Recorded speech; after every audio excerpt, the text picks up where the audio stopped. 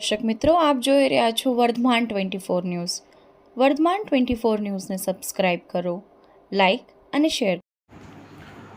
લખતર ગામની બુટ માતા શેરીની હિન્દુ મુસ્લિમ સમાજની મહિલાઓ પાણીના પ્રશ્ન શેરીમાં ભરવા વાસણ મૂકી વિરોધ પ્રદર્શન કર્યું.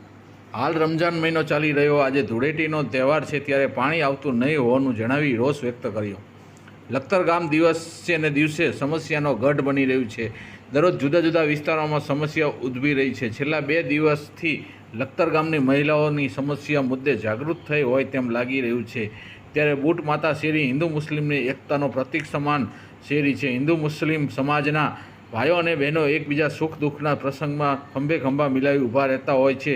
ત્યારે બુટ માતા શેરીની મહિલાઓને જણાવ્યા મુજબ તેમના વિસ્તારમાં વાસ્મોની નવી પાઇપલાઇન નાખવામાં આવી ત્યારથી પાણી આવતું જ નથી.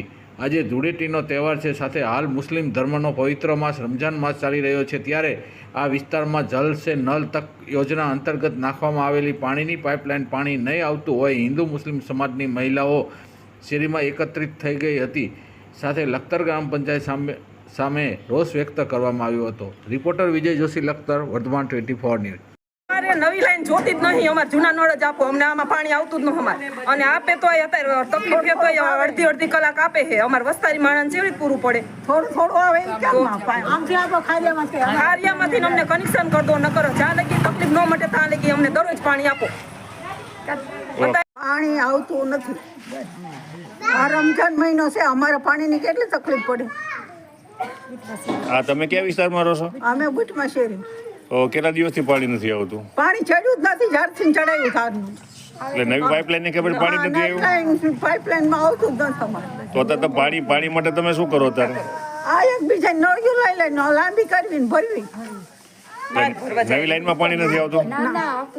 અમારે નવી લાઈન જોતી જ નહીં કઈ. તમારે હાલ આપણે લખતર બુટમાં શેરીની અંદર ઊભા છીએ. આજે હિન્દુનો પવિત્ર તહેવાર એવો ધૂળેટી અને મુસ્લિમનો જે તહેવાર જે રમઝાન મહિનો કહેવામાં આવે, આ તહેવારની અંદર મુસ્લિમોને અત્યંત પાણીની જરૂર પડે છે. તે સવારથી સાંજ સુધી પાણી વિના રહે છે, પણ સાંજે તેમને એટલી બધી જરૂર પડે છે. ત્યારે આ વિસ્તારની અંદર આ વિસ્તારના લોકોના જણાવ્યા પ્રમાણે 2 દિવસથી પાણી આવ્યું નથી. તેના કારણે આ વિસ્તારની મહિલાઓ હેરાન પરેશાન થઈ જશે. હું મારા સાથીને કહે સાથે દેખાડશે. આપ જોઈ રહ્યા છો કે જે મહિલાઓ છે એકત્ર થઈ ગઈ છે, તેમના પાણીના સાધનો પણ ખાલી પડ્યા છે અને તેઓ ખૂબ જ વિરોધ કરી રહી છે. અને તેમના દ્વારા જણાવવામાં આવ્યું છે કે લખતર ગ્રામ પંચાયત દ્વારા વાસ્મોની નવી પાઇપલાઇન નાખવામાં આવી છે. તે પાઇપલાઇનની અંદર પાણી ક્યારેય આવ્યું જ નથી અને તેમના કહેવા પ્રમાણે પાટરી દરવાજા બાજુથી લાઈન આવે છે, તેના કારણે તેમને પાણી નથી આવતું.